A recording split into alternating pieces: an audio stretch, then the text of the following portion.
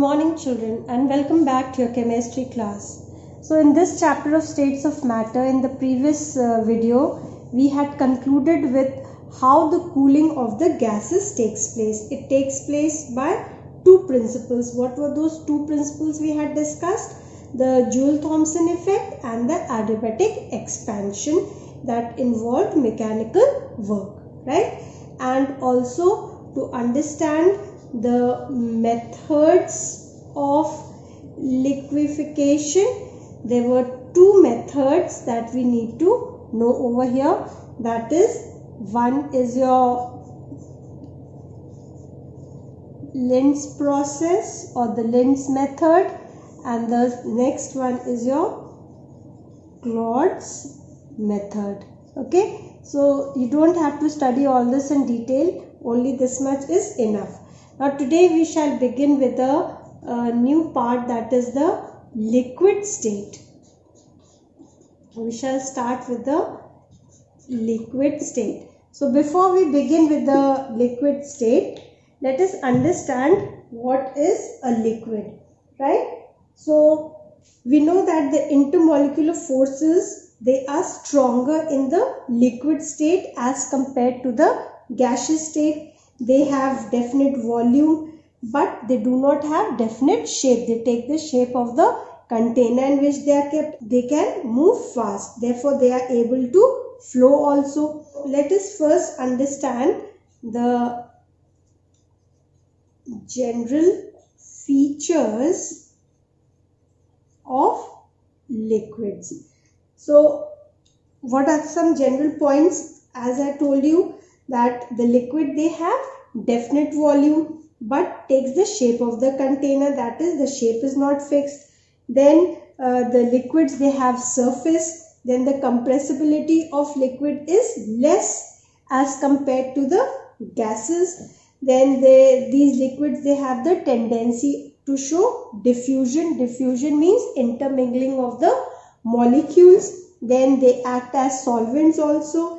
And the heat energy, it is needed to change a liquid into vapor form, right? So now further we are going to talk about some of the important features of liquid. So the first point that I am going to discuss over here is your vaporization of a liquid. What do we understand by the vaporization of the liquid? We know that the change of liquid into vapor, what is that called as? Vaporization. So this is a natural phenomenon, right? For example, the drying of the wet clothes, it is due to evaporation of water. So during vaporization, what happens of the liquid? Cooling effect is observed. And so due to this reason, when we wash our face, a slight cooling of the skin happens as it dries.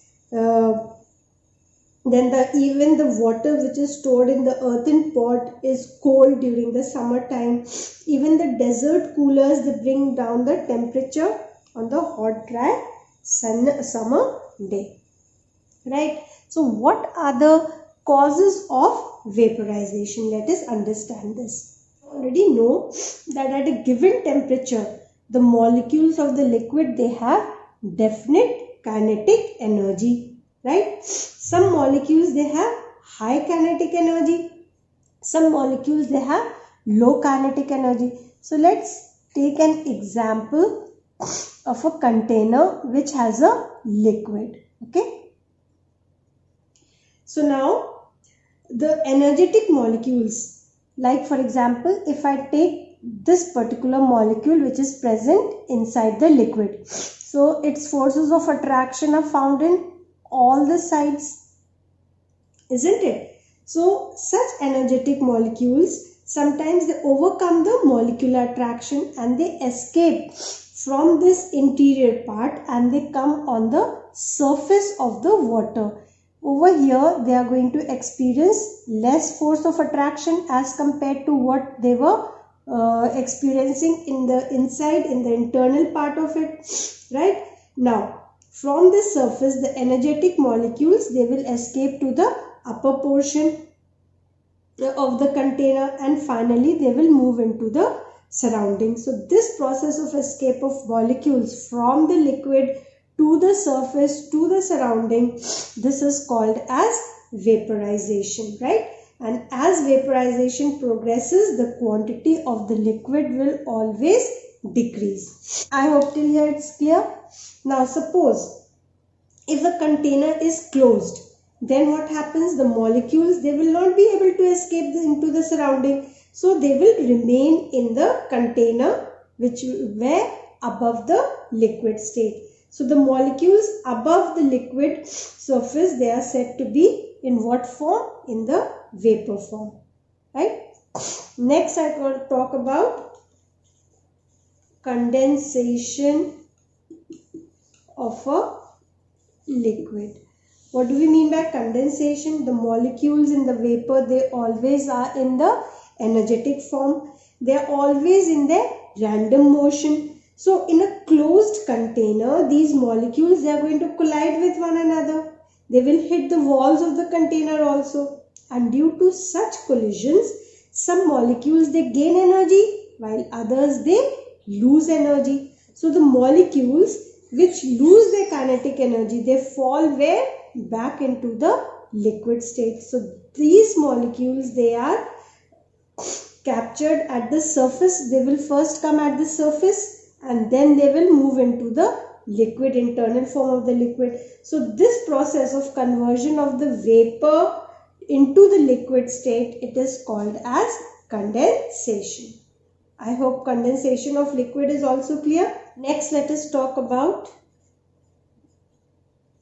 vapor pressure.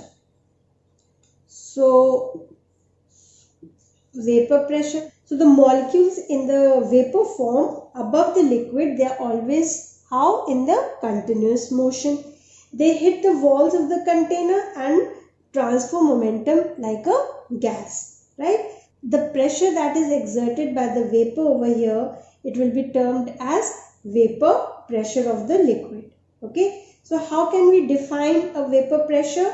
At a given temperature, the pressure exerted by the vapors in the equilibrium.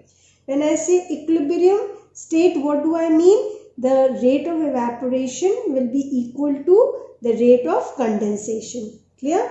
Then with the liquid form of the same substance, it will be termed as vapor pressure of the liquid. In easy way to make yourself understand, the pressure that is exerted by the vapors of a liquid at equilibrium state. What is that equilibrium state I am talking about? When the rate of evaporation is equal to the rate of condensation. Then it is termed as vapor pressure of the liquid at a given temperature. And this vapor pressure depends upon two factors. What are they? The nature of a liquid, and second point, it depends upon the temperature.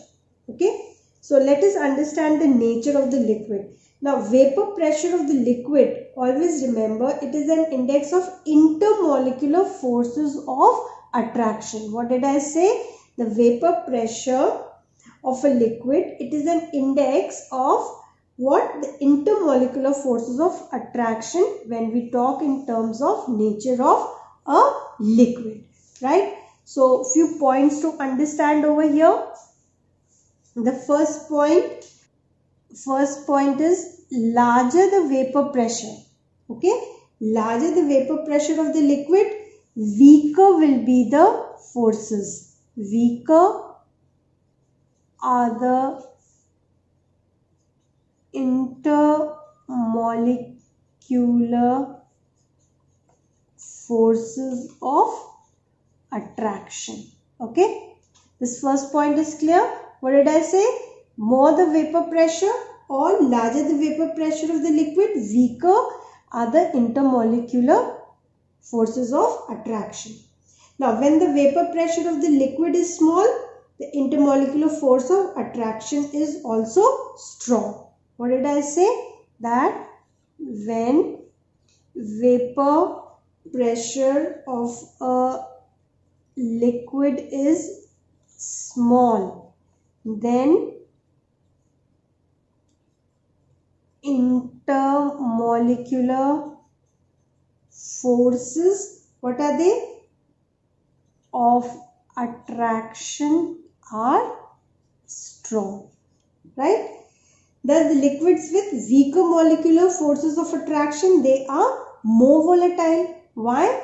Because the forces of attraction easily can be overcome and they volatilize. Whereas the liquids with stronger molecular forces of attraction, they cannot volatilize easily, right?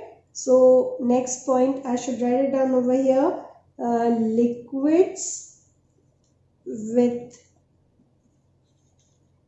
weaker intermolecular forces of attraction are much volatile in nature, okay, and vice versa. I hope this is very clear. So what is the reason for this? So when the intermolecular force of attraction is weak, what will happen? The molecules of the liquid, they have larger tendency to escape. They will overcome the force of attraction. They have the larger tendency to escape into the vapor state. Clear? So when the intermolecular force of attraction will be strong, what will happen? The escaping tendency will be low. Right? So this was the point. Now next we talk about temperature. We should always remember that vapor pressure of the liquid, it will always increase with the increase in temperature. So vapor pressure increases with increase in temperature. This point is clear. Vapor pressure increases with increase in temperature. Now what is the reason for this? Increase of temperature means what? Increase in the kinetic energy of the molecules. Therefore, molecules, they are able to overcome the intermolecular forces of attraction and hence they will pass into the vapor form. Clear? So, this is what I said. Higher the temperature, more will be the vapor pressure. Right? Next, we move to heat of vaporization of a liquid. Now what is heat of vaporization of the liquid? The quantity of heat that is required to convert amount of heat required to convert 1 mole of a liquid completely into vapor state.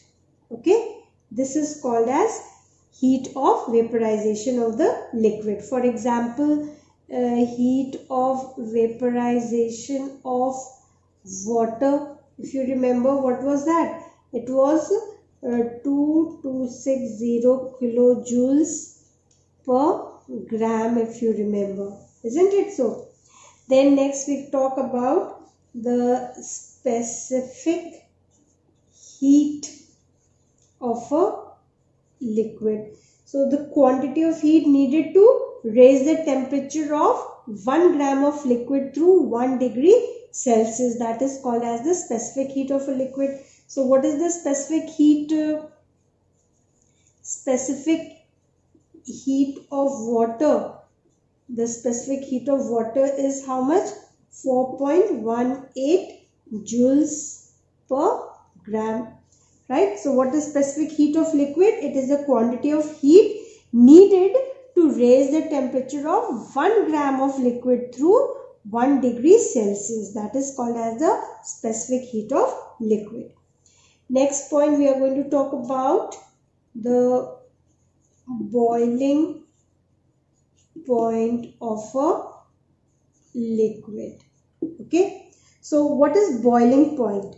The constant temperature at which the vapor pressure of the liquid, it becomes 1 atmosphere. That is called as the normal boiling point, right? Of that particular liquid. It becomes 1 atmosphere, or even you can say 1 bar. Then in both the cases, it will be termed as normal boiling point of that liquid, right? So at 100 degrees Celsius, the vapor pressure of pure water is what? 1 atmosphere. Hence, the boiling point of water is 100 degrees Celsius. So the SI unit of the boiling point of water is how much? How much? It is 373 Kelvin, right? Then how is the, now what is the difference between boiling and evaporation? This you have already studied earlier also. So very brief difference between boiling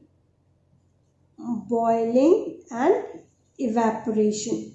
Try to understand, I am not writing it down. So liquid, it vaporizes at all temperatures, but boiling takes place only at a particular temperature, that is called as boiling point, when the vapor pressure is always equal to the atmospheric pressure. Atmospheric means 1 atmosphere or 1 bar.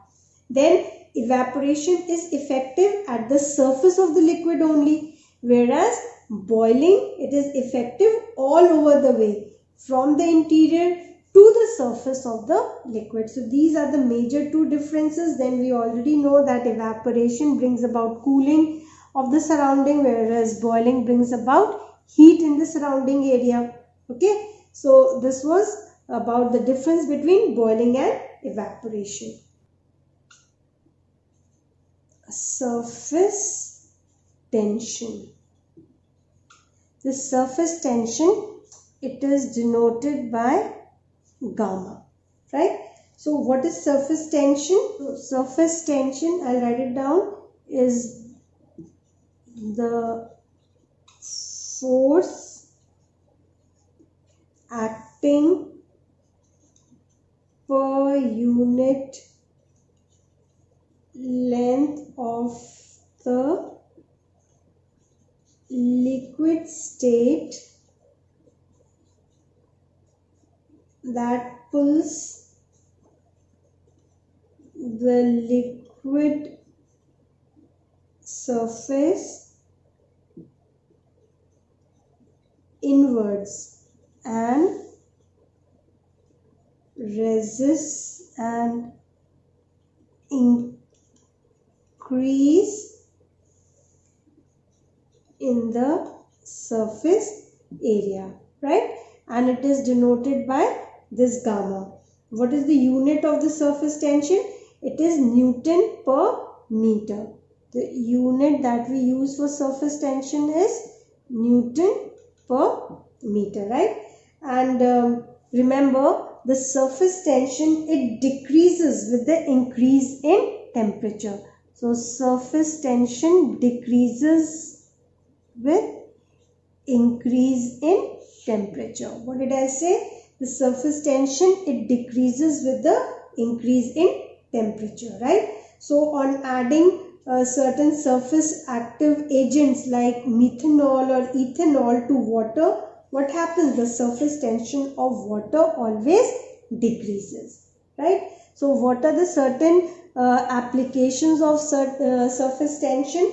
Like for example, it accounts for the spherical shape of the liquid drop, right? It also is responsible for the rise or fall of the liquid in the capillary tubes. Then the sharp edges, they are heated of the glass, they are heated to make them smooth. This is also called as fire polishing of the glass. And even the cleansing action of the soap, detergents, and the efficiency of the toothpaste and the antiseptics, they are all explained on the basis of surface tension, right? Then we come to the last topic in this liquid state, that is the viscosity, right? So we already know that liquids, they have the tendency to flow. So this is called as fluidity, right? The resistance, that is the frictional force of the liquids to flow, it is called as viscosity. What did I say? The resistance. When I say resistance, I'm talking about the frictional force. Okay, so the resistance of liquids to flow is called viscosity, right? So a liquid which flows with ease, it is said to be mobile liquid, whereas the liquid that flows with difficulty, they are said to be viscous liquids, right? Like for example, water, it is a better fluid or a mobile fluid if we compare it with glycerine. Glycerine is more viscous. Or if we compare glycerine with kerosene, then we'll say that glycerine is more viscous than kerosene also. If you compare castor oil with coconut oil, then we can say that castor oil is more viscous if compared with coconut oil. What about soft drink and aerated water? Soft drink is more viscous than the aerated water. Clear? So, how can we define what is viscosity? It is defined as the internal resistance or the frictional force of the liquid to flow. This is called as viscosity. Now remember, the type of flow of liquid in which there is regular gradation of velocity in passing from one layer to another is called as laminar flow. Okay, so what did we mean by this?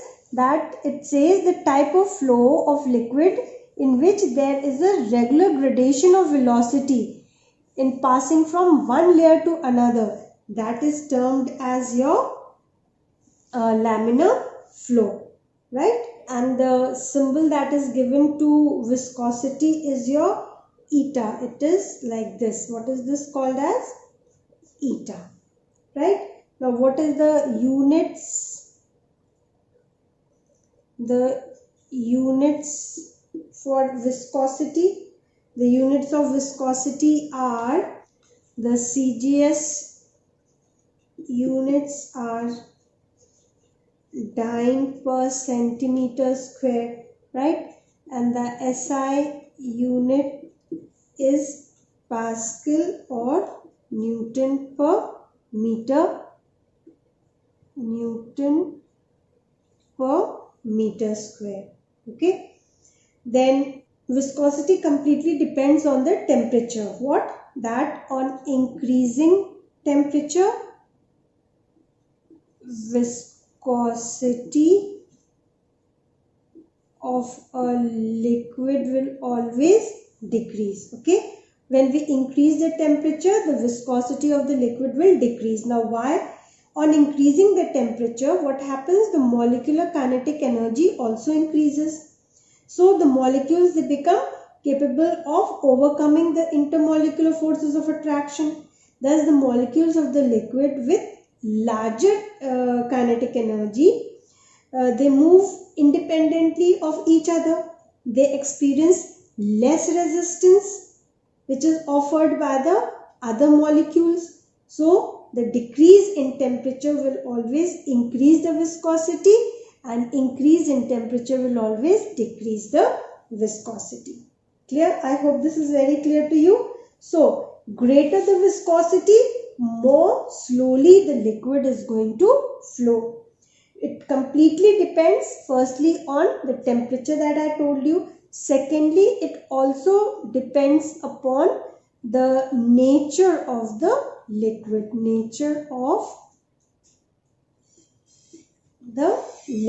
right? So this was one point. How does it depend upon the nature of the liquid? So hydrogen bonding and van der Waals forces, they are highly responsible to cause higher viscosity. For example, glass, it is an extremely viscous liquid. Due to this property, the window panes also in the old buildings, they become thickened at the bottom than at the top. So that was all about viscosity. So with this, we finish off with the chapter as well. Thank you.